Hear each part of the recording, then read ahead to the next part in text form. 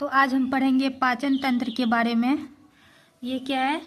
भोजन को क्या करता है? दांत छोटे छोटे टुकड़ों में काट देता है और वो छोटे छोटे टुकड़ों में काटने के बाद कहाँ चला जाता है? वो पेट में चले जाता है। ठीक है, पेट में जाने के बाद वो आंत में चल जाता है। उसके बाद वो क्या करता है? रक्त में मिल जाता है। ठीक है, तो रक्त क्या करता है? वो कोशिका को पहुंचा देता है। ठीक है, तो भोजन के बड़े अणुओं को छोटे छोटे अणुओं में क्या करता है? भोजन के बड़े अणुओं को छोटे छोटे अणुओं में क्या करता है?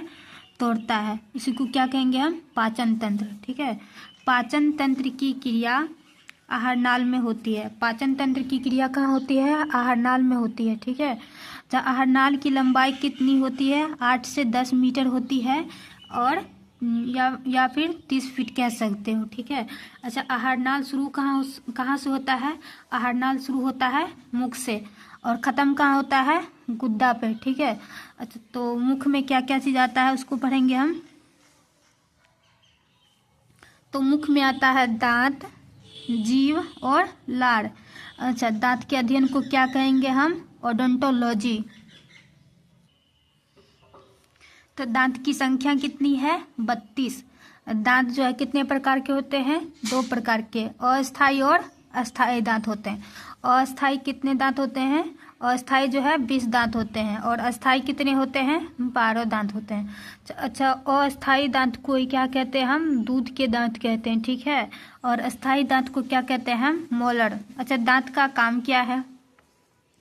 दांत का कार्य क्या है? तो दांत का कार्य क्या है, आज उसके बारे में पढ़ेंगे। तो ये जो है कृंतक।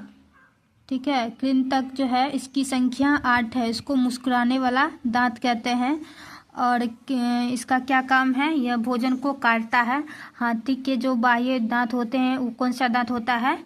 वो भी कृंतक दांत होता है। ठीक है, उसके बाद दांत जो है 4 प्रकार का होता है, उसमें कृंतक पढ़ लिए। उसके बाद दूसरा कौन सा है?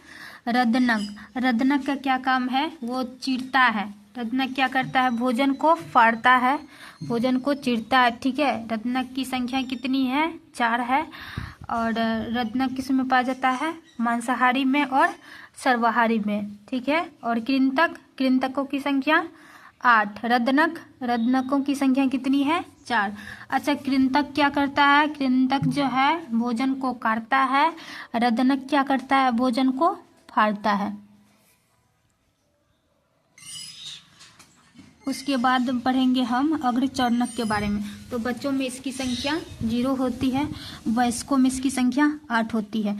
अच्छा, अग्रचर्णक का काम क्या है? भोजन को पीसना। ठीक है, और चर्णक का क्या काम है? चर्णक का काम है, चर्णक जो है बच्चों में कितनी होती है? 8 होती है, वयस्कों में 12 होती है।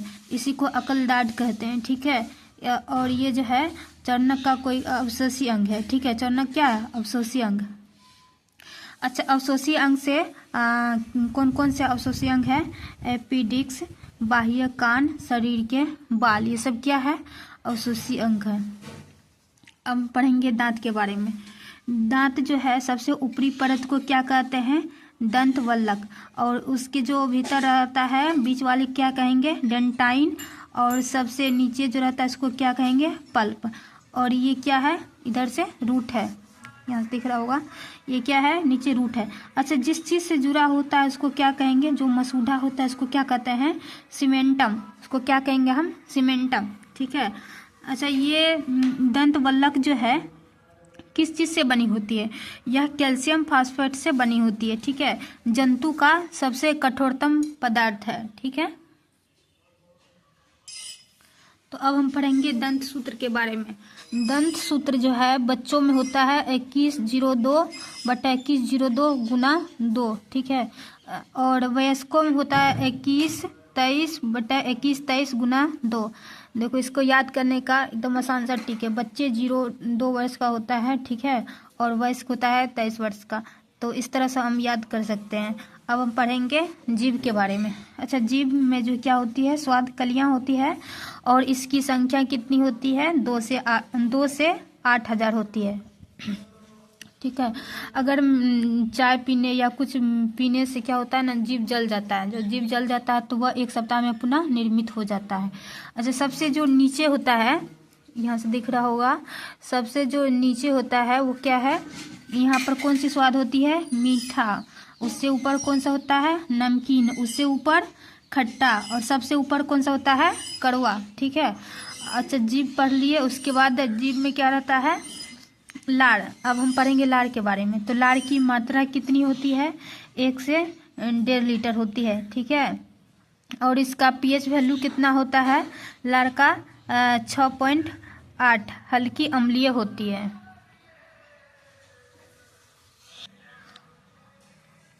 अच्छा, ये लाड़ जो है, लाड़ ग्रंथि जो है निकलती कहाँ से है, लाड़ निकलती कहाँ से है, लाड़ ग्रंथि से निकलती है लाड़। ठीक है।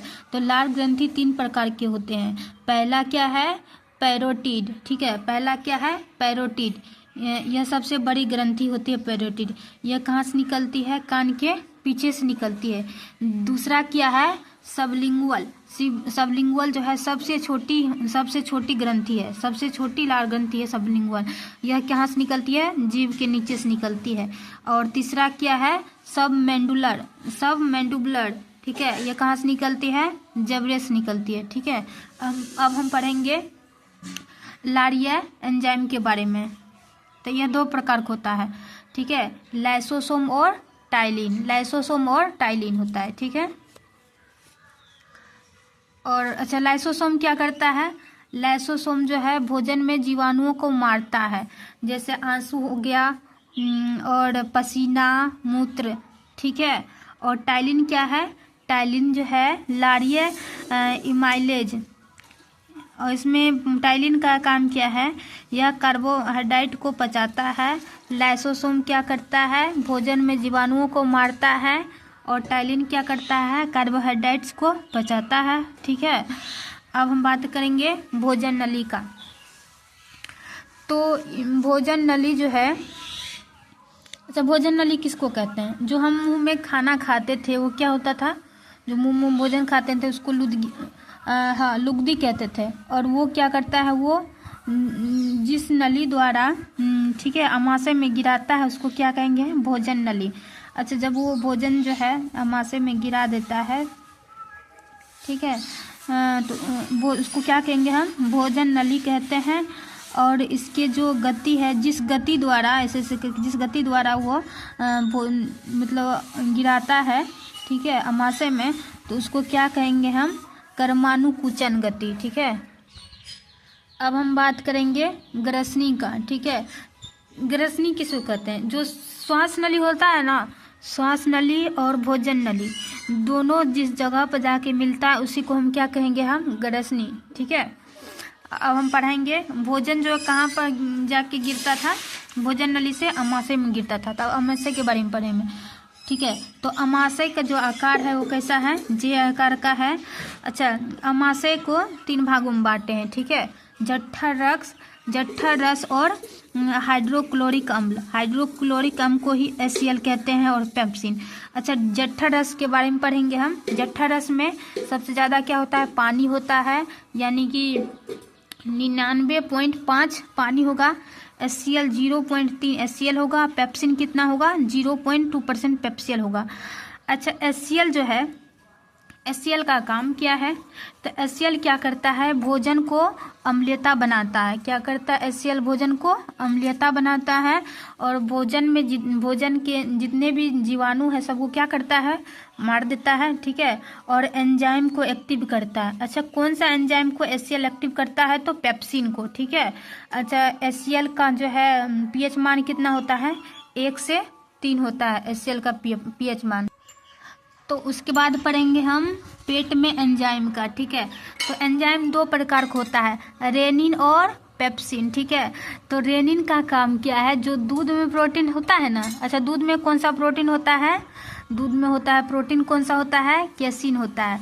तो वो रेनिन का काम है दूध वाले प्रोटीन को पचाना। अब बाकी जो बचेगा वो कौन पचाएगा, बादाम वगैरह में जो रहता है वो कौन पचाएगा, पेप्सिन। ठीक है। ये देखो, ये जो जे आकार का था HCl है, HCl है। ठीक है। अच्छा, HCl जो है ठीक है, भोजन जो है जब पेट में चल जाता है तो उसको क्या कहते हैं? अमाशय में जब चल गया था भोजन तो उसको क्या कहेंगे हम? काइन। ठीक है। अच्छा, इसके जो किनारे रहता है एक झिल्ली रहता है, उसको कौन सा झिल्ली कहते हैं? उसको कौन सा झिल्ली कहते हैं? श्लेष्मा झिल्ली। ठीक है। यह क्या करता है? अम्ल से बचाव करता है। अच्छा, अधिक मतलब अम्ल जो है बहुत अधिक होने पर क्या होता है? अम्लता हो जाता है। तो हम लोग कौन सा खाते हैं मेडिसिन? एंटा एसिड। ठीक है। कौन सा मेडिसिन खाते हैं हम? एंटा एसिड खाते हैं। अब हम पढ़ेंगे यकृत के बारे में। यकृत यानी लीवर। ठीक है। तो इसके अध्ययन को क्या कहते हैं? हेपेटोलॉजी। इसका काम क्या है? पीतरस बनाता है। अच्छा, पीतरस में दो रस बनाएंगे। कौन कौन सा? बिलीरुबिन। अच्छा, बिलीरुबिन और बिलीवर्डिन। बिलीरुबिन में क्या करता है? पीला रंग बनाता है। ठीक है। और इसके अधिक होने पर क्या होता है? पीलिया हो जाता है। ठीक है। और बिलीवर्डिन में हरा रंग।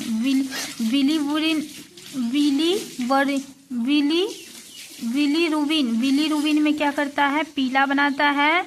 और बिलीवर्डिन में क्या करता है? हरा रंग बनाता है। ठीक है। अच्छा, पीतरस कितना होता है? 600 ml होता है। और जितना जो पीतरस बनाता है 600 ml रहता कहाँ है वो? तो पीतरस कहाँ रहता है? पित्ताशय में। ठीक है। कहाँ संचय करता है पीतरस? पित्ताशय में। अच्छा, इसका काम क्या है? वसा का पायसीकरण, यानी वसा को क्या करता है? ये पचाता है। ये जो वसा है ना, बड़े बड़े वसा, इसको छोटे छोटे वसाओं में करता है। ठीक है। उसके बाद हम पढ़ेंगे अग्नाशयी के बारे में। यह दो प्रकार का होता है। ठीक है। अग्नाशयी रस और एंजाइम। एंजाइम जो है 3 प्रकार के एंजाइम है। एंजाइम जो है 3 प्रकार का होता है। ठीक है। तो सबसे पहले होता है ट्रिप्सिन। वो किसको पचाता है? प्रोटीन को। एमालेप किसको पचाता है? कार्बोहाइड्रेट को। और लाइपेज किसको पचाता है? वसा को। ये सब क्या है? एंजाइम। अच्छा, आंत के बारे में पढ़ेंगे। तो आंत 2 प्रकार का होता है। ठीक है। छोटी आंत और बड़ी आंत। अच्छा, छोटी आंत की लंबाई 6 से 6.5 मीटर होता है, जबकि बड़ी आंत की लंबाई 1 से 1.5 मीटर होता है। ऐसा क्यों? क्योंकि छोटी आंत जो होता है ना, वो बहुत लंबी होती है लेकिन पतली होती है। और बड़ी आंत जो होती है ना, वो मोटी होती है, ये ज़्यादा लंबा नहीं होता है। ठीक है।